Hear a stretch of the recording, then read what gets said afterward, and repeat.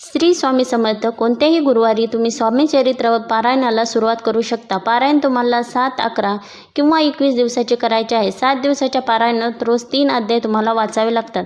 स्वामी चरित्र सारामृतामध्ये 21 अध्याय आहेत. पारायण देवघरातही करू शकता, नाहीतर अलग पूजा मांडून देखील तुम्ही पारायण करू शकता. एक चौरंग घ्यावा, त्यावर पिवळे वस्त्र अंथरून घ्यावे, त्यावर तुपाचा दिवा लावावा, गणपती बाप्पाची स्थापना करावी, नंतर स्वामीची पूजा करून त्यांची स्थापना करावी. कलश देखील तुम्ही मांडू शकता. कलश नसेल मांडायचा तर 1 नारळ, खडीसाखर व 51 रुपये स्वामी पुढे ठेवावे आणि संकल्प सोडवावा. तुम्ही किती दिवसाचे पारायण करत आहात याचा संकल्प हातात अक्षदा व 1 फूल घेऊन सोडायचा आहे आणि पारायणाला सुरुवात करायची आहे. स्वामीला रोज नैवेद्य दाखवायचा आहे आणि रोज स्वामीची आरती देखील करायची आहे.